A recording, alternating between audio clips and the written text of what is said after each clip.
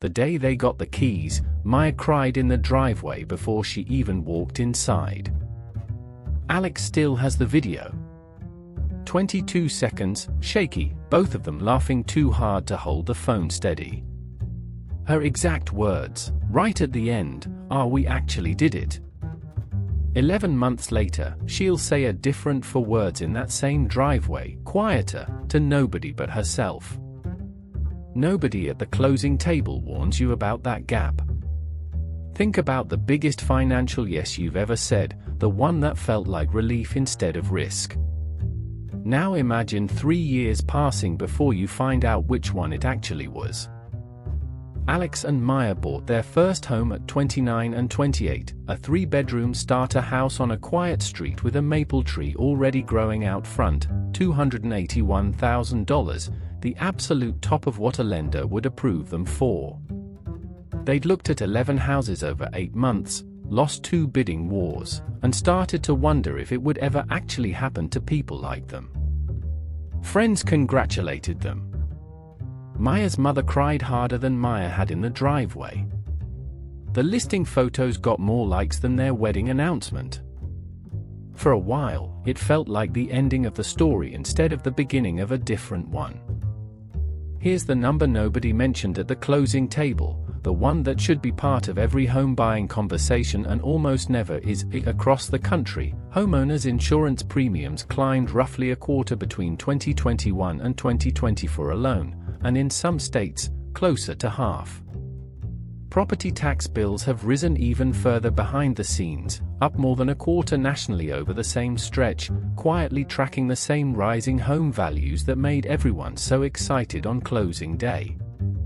Taxes and insurance combined now eat up roughly a fifth of the average monthly mortgage payment in America, a bigger bite than either one took just 5 years earlier. Nobody explains that number in the excitement of a closing table, because nobody's job in that room is to explain it. The loan officer's job is the loan. The number that actually determines whether a family keeps the house belongs to nobody in particular, which means it belongs to nobody until it's already a crisis. Alex and Maya's mortgage payment was tight but survivable the first year. Exactly the number their lender approved. Exactly the number that assumed nothing would ever change.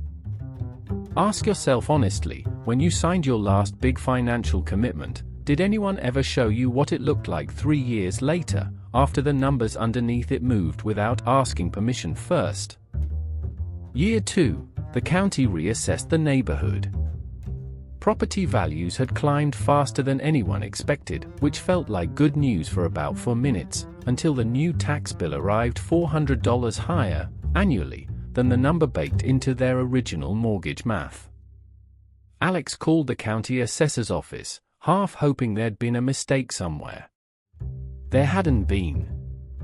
The house was simply worth more now, on paper, and worth more meant it cost more to keep, whether or not their income had moved an inch.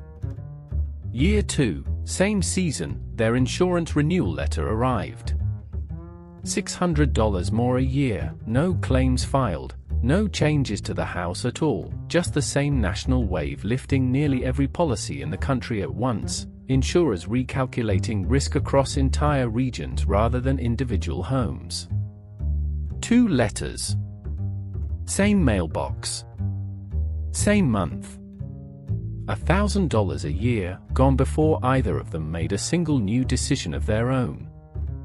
Not every part of that stretch was bad news, though, and it matters to say so, because this isn't a story where every single month got worse than the last one. Their next-door neighbor, Diane, showed up unannounced that October with a box of decorations and helped Maya carve pumpkins for the porch, the first Halloween either of them had ever handed out candy from their own front door instead of an apartment building's lobby. 31 trick-or-treaters came through that night.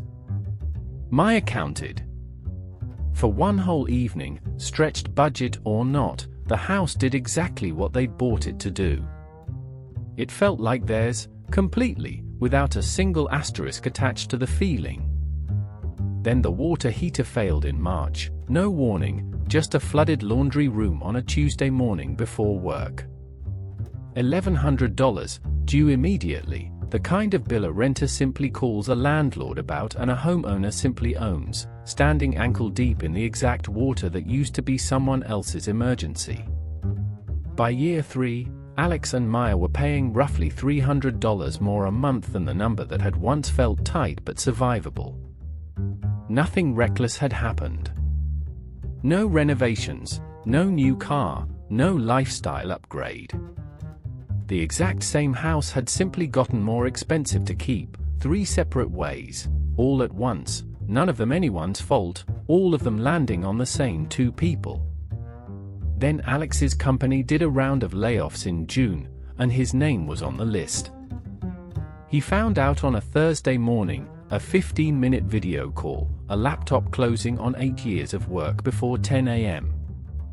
He sat in the car in the driveway afterward for 20 minutes before he could make himself walk inside and say it out loud to Maya, the same driveway from the 22-second video, the engine running for no reason except that turning it off felt like admitting something. Here's the moment worth sitting with, and it's the moment this whole story has actually been building toward. Alex and Maya had never budgeted for a house that could survive one income. They'd budgeted for a house that worked, exactly, as long as absolutely nothing went wrong. Nothing had, for a while. Then several small things did, all in the same direction, and the house that once felt like relief started to feel like a countdown clock nobody could see except the 2 of them. They cut everything they could cut. Sold a car, kept the older one, and started walking Maya to the train station instead. Maya picked up freelance work most nights after her regular job ended, sometimes until midnight, a laptop glow the last thing either of them saw before sleep. For 4 months, it almost held, the way a stretched rubber band almost holds right up until the exact moment it doesn't. The breaking point wasn't a single bill. It was a Tuesday night at the kitchen table, both of them staring at the same spreadsheet under one dim overhead light, when Alex finally said the sentence he'd been avoiding for weeks, "I don't think working harder fixes this one. I think the house was already too much before I lost anything." Maya didn't argue. That was almost the worst part. She'd been doing the same math, alone, on her phone during freelance breaks, for 2 weeks, and arriving at the same answer she'd been too afraid to say out loud first, in case saying it made it permanently true. Here's the distinction a lender's approval never makes, and it's the one that actually mattered most in that kitchen. Qualifying for a mortgage measures whether a bank believes you can make the payment on the day you sign it. It says nothing about whether that payment leaves room for a water heater, a tax reassessment, an insurance renewal, or a single lost paycheck, all arriving, as they often do, within the same 18 months of each other. The bank's math has a horizon of exactly 1 moment. A family's math has to survive every moment after it.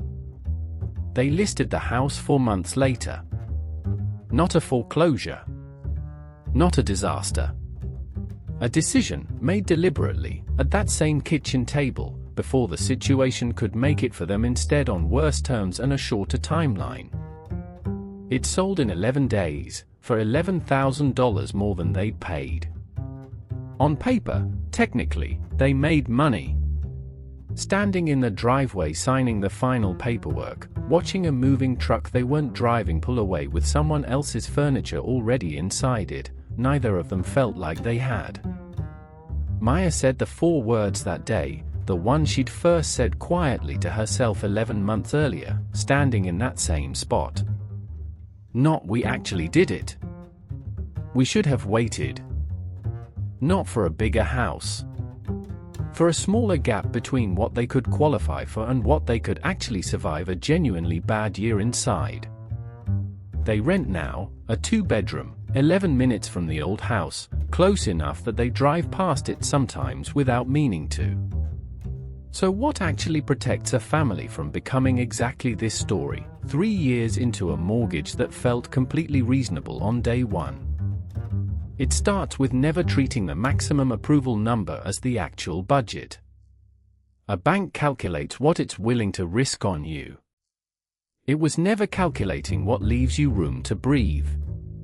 Most housing counselors suggest borrowing meaningfully below that ceiling specifically to leave space for the numbers that aren't fixed, the ones that move every single year regardless of what your mortgage rate does.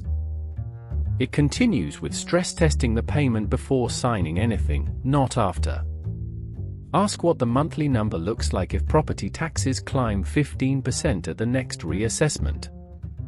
Ask what it looks like if the insurance renewal jumps by hundreds of dollars, the way it now does almost everywhere in the country. If either answer breaks the budget, the house was already too expensive, regardless of what the approval letter said. And it means building an emergency fund size to the mortgage specifically, not just a general life, 3 to 6 months of the full payment, taxes and insurance included, sitting untouched until the exact month a paycheck disappears without warning. Alex and Maya had savings. They just weren't sized for a lost income sitting on top of 2 years of quiet, compounding increases they'd never budgeted for individually. Here's the sentence worth carrying out of this video: the house was never the mistake. The gap was. The distance between the number a bank was willing to approve and the number a family could actually absorb when 3 ordinary, predictable things went wrong at the same time.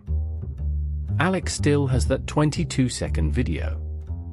He watches it sometimes, not with regret exactly, something closer to tenderness for 2 people who didn't yet know what they didn't know. They got the keys back to a landlord this time, not a bank. Neither of them cried in that driveway.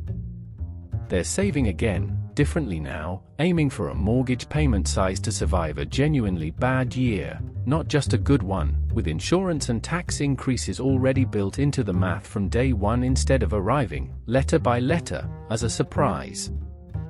They're saving for a different set of keys now. Not bigger ones. Just one sized for the years nothing goes wrong, and the years, eventually, when something will.